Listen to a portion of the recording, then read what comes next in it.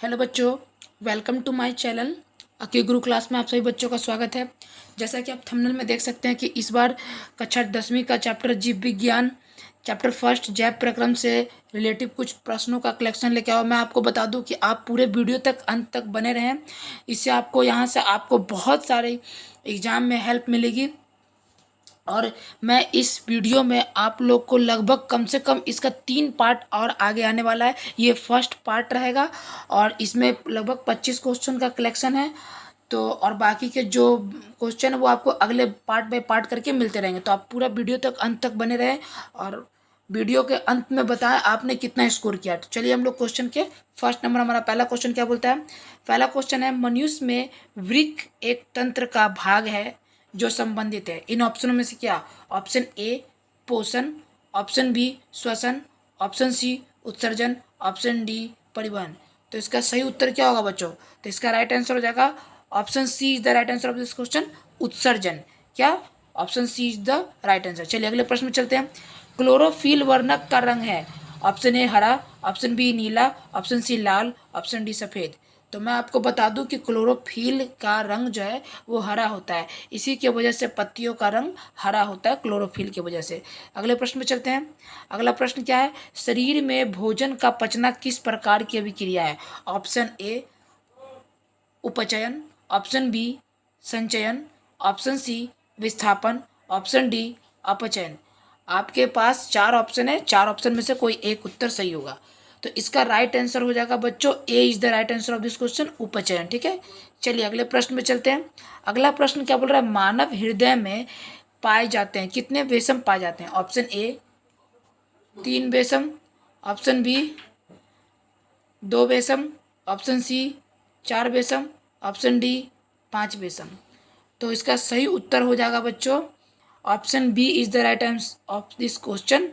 2 बेसम होते हैं। नहीं नहीं, ये इसके 2 बेसम नहीं, 4 बेसम होते हैं बच्चों। सॉरी, गलती हो गया, 4 बेसम होते हैं। ठीक है, चलिए अगले प्रश्न में चलते हैं।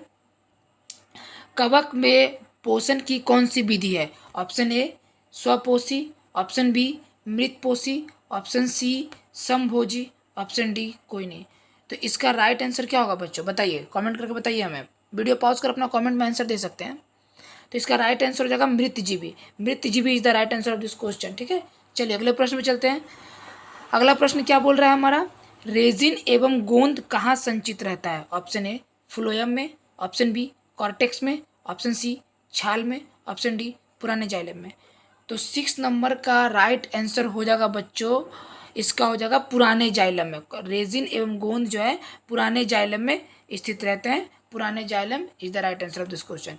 चलिए अगले प्रश्न में चलते हैं हम लोग। रक्त क्या है? बताइए बच्चों, रक्त क्या है? What is the blood? एक प्रकार का क्या? कोशिका, उत्तक, पदार्थ, इनमें से कोई नहीं।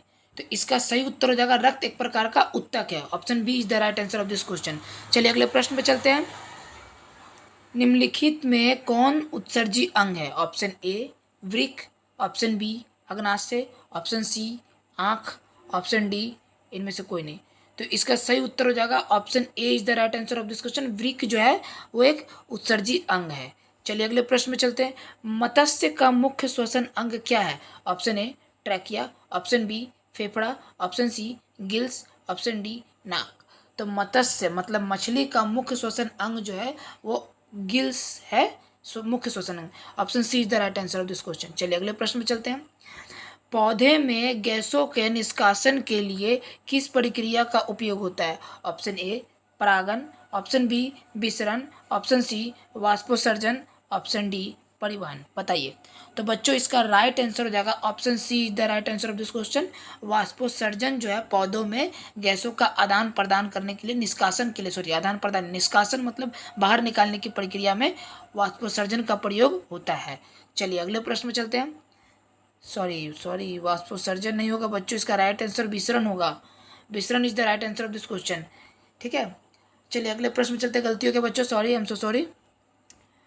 चलिए अगले प्रश्न चलते हैं। पौधे में वायुसर्जन किस भाग में होता है? ऑप्शन ए जड़ में, ऑप्शन बी तना में, ऑप्शन सी पत्ता में, ऑप्शन डी फूल में। बताइए बच्चों इसका राइट आंसर क्या होगा? तो इसका राइट आंसर हो जाएगा बच्चों, क्या होगा? तो पत्ता में। Option C is the right answer of this question. वाष्पोत्सर्जन जो है पत्ता में होता है। चलिए अगले प्रश्न में चलते हैं। प्रकाश संश्लेषण द्वारा किसकी प्राप्ति होती है? ऑप्शन ए वसा की, ऑप्शन बी प्रोटीन की, ऑप्शन सी ग्लूकोज की, ऑप्शन डी प्रकाश की।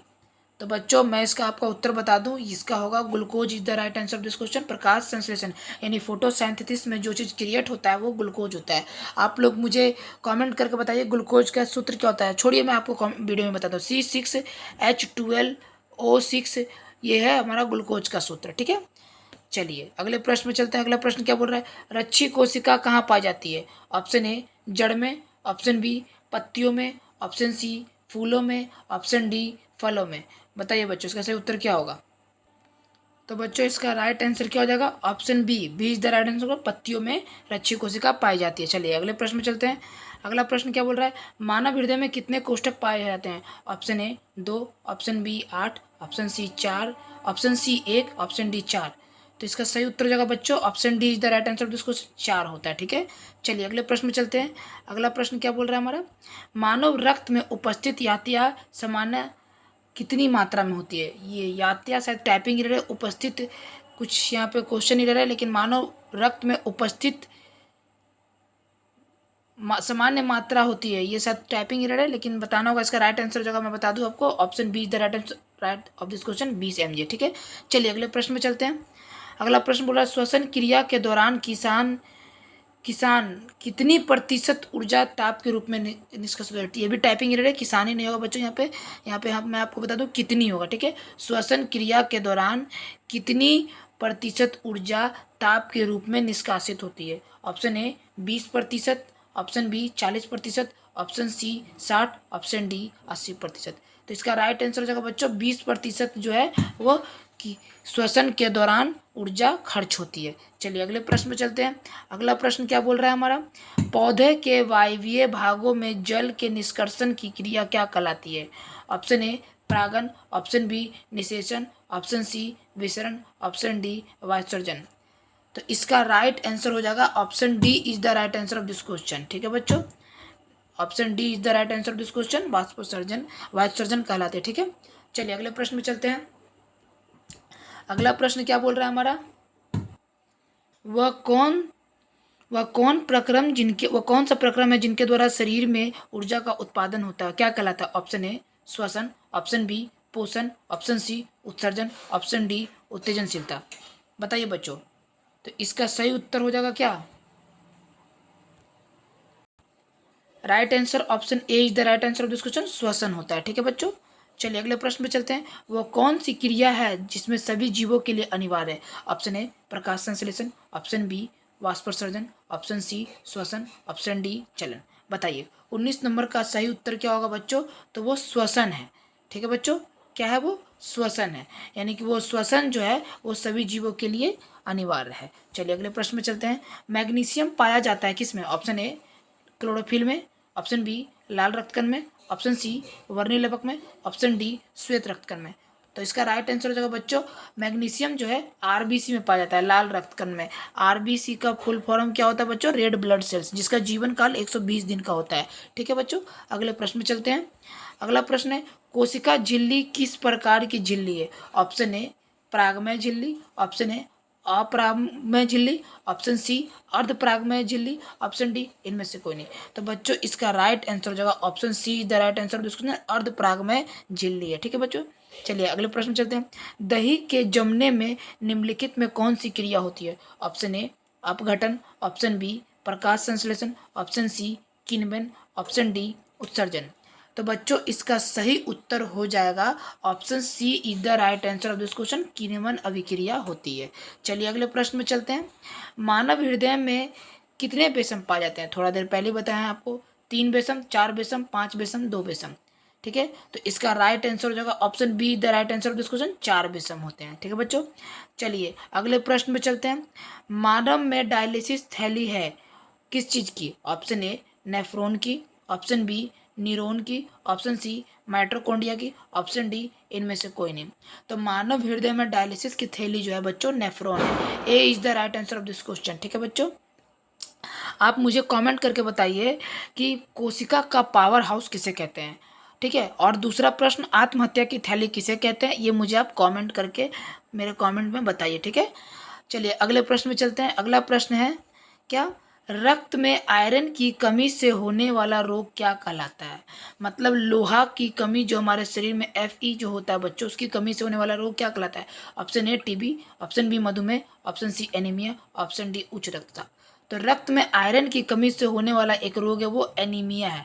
Anaemia is the right answer of this question. ठीक है बच्चों, तो इस तरीक़ा से सुपर फास्ट तरीके से 10 मिनट के अंदर 25 ऑब्जेक्टिव मैंने कंप्लीट करवा दिए। ठीक है बच्चों, आप मुझे यह बताएं कि आपको वीडियो का क्वालिटी और पढ़ाने का तरीका कैसा लगा। अगर आपको अच्छा लगा, अगर आपको इस वीडियो से बेनिफिट मिल रहा है तो आप हमें लाइक शेयर सब्सक्राइब करके सपोर्ट कर सकते हैं, जिससे हमको इंस्पायर होता है कि आगे की वीडियो बनाने के लिए हम लोग मोटिव होते हैं। मोटिवेशन हम लोग को अंदर से मतलब लगता है कि चलो आगे किसी बच्चों की ज़रूरत है। ठीक है बच्चों, तो आप लोग से एक ही रिक्वेस्ट रहेगा कि अपने सभी दोस्तों के पास मेरे वीडियो को शेयर करें। अगर आपको पसंद आया तो एक प्यारा सा कमेंट में करें। ठीक है, तो अब इसके मिलते हैं दूसरे पार्ट में। ठीक है, तब तक के लिए नमस्कार, बाय बाय, टेक केयर, जय हिंद, जय भारत। मिलते हैं अगले वीडियो में।